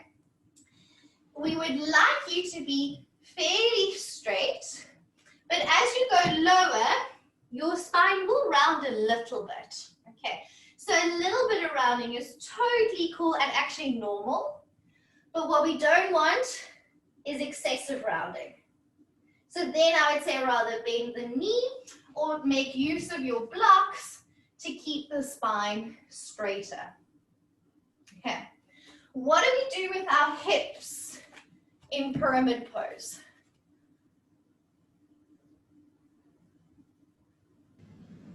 It should be level to the floor. Yes, we try to keep your hips parallel. So what we want when we move into pyramid is to not have the hips skew like this and forward folding. So I'd often give the instruction to square the hips or scissor the hips, right hip back, left hip forwards, so that hips are pointing to the front. So that when you forward fold, you don't land up with one hip higher than the other hip, but that your hips are nice and level, okay? It's not often an issue for those that are a little bit stiffer, but for those ladies that are hypermobile, you need to watch your hips because you have all this extra flexibility that your hips will be doing all sorts of crazy things. And you want to try and keep that nice, straight hip position because it makes quite a big difference. Okay, so it's not only scissoring right hip back, left hip forwards. If I have more weight in my front leg, my top hip will be higher. And if I have too much weight in my back foot, my back hip will be higher. But those that are a little bit stiffer, you probably won't find your hips will do weird things like that. But for those that are very, very flexy, make sure to find that stability in your pelvis and not crazy hips. Find the strength in the pose. Would you like to give it a go? So come from downward facing dog. We'll take it from our high lunge. And we are on page 107, Dasha. Okay. So if when you step forwards from high lunge, inhale both arms up. Straighten your front leg. This is how I like to get in the pose because you're working strength and flexibility, eccentrically loading your front hamstring. And slow forward fold in slow motion. Hips are parallel to the front of the mat. You're scissoring right hip back slowly, slowly, slowly down. Good. You can use blocks here, which feel awesome, or hands on either side of the front foot. Inhale, lift your chest and create more length in the spine and the sides of your waist. Can you feel that? Actually stretches more. Keep that length in your spine and think of closing the gap of bringing your tummy onto your front thigh. Folding from the hips. Or stay where you are now if your hamstrings are having enough. Or fold your ribs towards your knee and your nose towards your toes. Lengthen forwards. Don't think of rounding down. Think of lengthening forwards. Yes. Soften the shoulders. Good. And then bend your front knee. Inhale back up into high lunge. Inhale, arms up. Good. Exhale, hands back to the mat and moving over to the other side. Left foot steps forwards for a high lunge. Inhale, arms up. Straighten your front leg, square the hips, left hip forwards, left hip back, right hip forwards, parallel hips. Slow forward fold. The slower you fold, the more strength you're building in your hamstrings coming down. A very good way to work our muscles. None of this flopping into forward bends. Inhale, lift your chest, create more length in your spine when you're there. Stay here or forward fold. Draw the kneecap up of the left leg. Try and keep the legs fairly straight. Go on squaring the hips. Beautiful. Bend the front knee to rise back up into high lunge. Inhale, arms up. And exhale, release hands back to the ground, stepping back to downward facing dog. Beautiful. Come down to child's pose and take a moment to soften.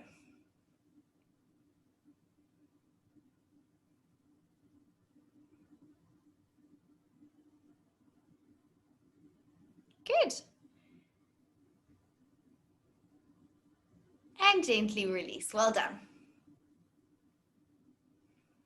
Hamstrings feeling nice and stretched after that one, I'm sure. Julie, you have a question?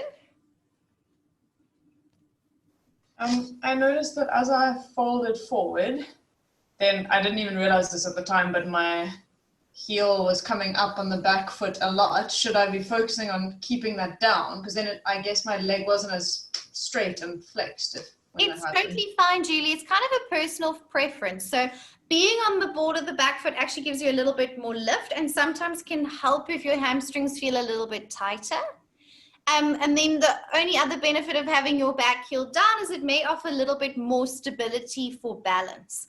Both is fine, whatever suits your body best, whatever feels good. Thanks. Cool. I have a question, Laura. What is actually happening with the back foot? Yeah, so your back foot is parallel because we've come from a high lunge. And I like teaching it this way, just so your hips stay nice and parallel when you forward fold. Candace, you can also lower your heel onto the floor. Okay, you don't have to be up on the ball of the back foot. And if your heel comes all the way to the floor, sometimes that back foot comes down and the toes are turned out slightly. That is also okay. So either completely parallel on the ball of the foot with the heel up or down, or if you like grounding your back foot, the toes might turn out like a tiny bit, and that is also okay. Again, it depends on what feels best for your body. If you tend to have slightly tighter hamstrings, being up on the ball of the back foot feels quite nice. It gives you more space to move forwards. If you feel like you're very mobile and you need a bit of grounding into the back foot, then the heel coming down a bit is also fine. So play with this one and see what feels best for you. As long as your hips can turn to the front and be parallel, that's what we're looking for nice squared hips, a fairly lengthened spine that you're not excessively rounding your back.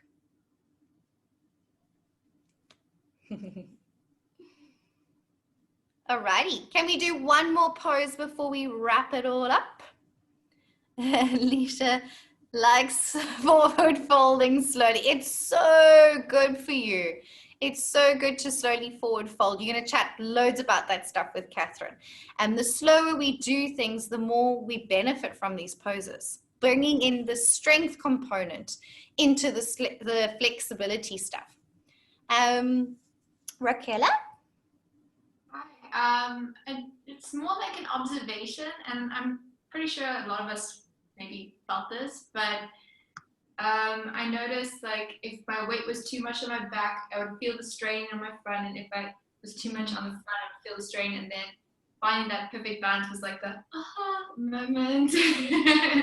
And it's just like being so aware of that now is like, I don't know, it's just amazing. So I don't know if anyone else felt that, but I did. It was awesome. Yay! Absolutely. You want that balance between front and back foot. And feeling where it feels good for your body, what helps you to create space and length and find your ultimate happy pose. Well done. Yeah, you had a nice moment. Okay, I'm just going to chat briefly about your standing splits on page 110. I will cover the other forward bend when we do sun salutations next weekend. Okay, so if I want to get my leg up that high in a standing split, what am I going to do with my hips?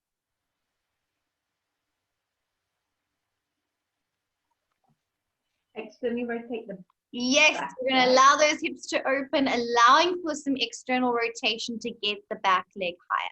So you can do standing splits in 2 different ways. Okay, so first of all, you could take blocks if you wanted to work with blocks, and then there would be your standing split, kind of like a warrior 3. Next option, you could have hands to the floor underneath shoulders. Firstly, I can keep my hips parallel, okay? And then if I allow my hips to open, my back leg is going to go higher. Okay, so feel both of those variations, first with hips squared and then with hips open. Then you have a last option here, is to take one hand behind the calf. I often like same arm as bottom leg, and fold your head towards the shin. Okay, and then you feel I'm going to use the weight on my right hand to offer a little bit of stability to forward fold.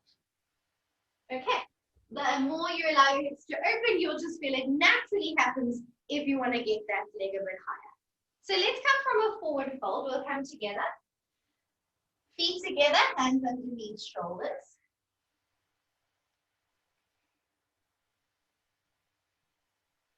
Take your weight onto your right foot and extend your left leg straight back behind you. First with hips parallel. And if you keep your hips parallel, notice how high your leg goes. It may feel a little bit more restricted and won't go as high. Now allow your hips to open and take your back leg up high. Can you feel how it just gives you that freedom to move? Fold your head in a little bit towards your shin. It is a forward fold, which also helps to take the leg higher. Option to take one hand behind the calf and use that to help you forward fold deeper. Nice. Beautiful. You're squeezing your bum and your hamstring to lift that back leg and then release both feet to the ground. Well done. Feel that on the other side. So shifting your weight into your other foot. First, hips parallel. Keep your back legs strong and straight. Then allow your hips to open and just notice when we allow the hips to open, the back leg goes high. So it depends on why you're doing the pose, whether you want hips parallel or hips open. Option to bind and fold head towards the shin. Focus drishti because it's a little bit of a balance. And go on lifting and stretching the back leg up. Nice. And then slowly release and forward fold. Well done. Ah, and then gently come back up to standing. Your bodies have worked very hard. You guys have done so well. Any questions on that standing split? Graceful landing is a problem. Graceful landing, I know, right? It's just as important getting into the pose, being in the pose, and then getting out of the pose, right? Okay, so we've really learned a lot of poses this weekend. I know it's been a bit overwhelming. So take it slow if you can during the week. Do one of the classes and then maybe practice some of the standing poses, some of the balancing poses, maybe some of the twists, just so you get it familiar with your body. And I will recap all the poses that we've done this weekend when I see you on Friday night next week. Okay. If you have any questions or you've just confused about a pose or not sure, please feel free to WhatsApp me. You can send me a picture of the pose and go, I don't know what I'm doing wrong. Something feels funny. And I can also check in with you during the week. Julie? I just wanted to ask that the class we did this morning, did that record? Okay, so just the bit in between. Yes, the class did record, and be aware Okay, the cool. classes are on the website. So if you go on the website under yoga sequencing, you will find another recording of the forward bend class, back bend class, and the arm balancing class. And those classes are also on our YouTube channel. And then I will upload what we've done this weekend as well. Okay, so you can watch any 3 of those versions, and they're up there because you're going to be teaching one of those classes, just a little segment. Just a little bit, way at the end. You don't have to worry about it now. Okay, so please spend a little bit of time reading through and going through what we've done this weekend, because it's a bit of information overload. Alicia, did you have a question? You good there? Puppies are getting restless in the back there. Any other questions? Anything else you guys want to chat about before we close up? No, all good. Lie on your back for a minute. Just let your backs neutralize. You've done a lot of stuff today. Let's just take a little Shavasana to unwind.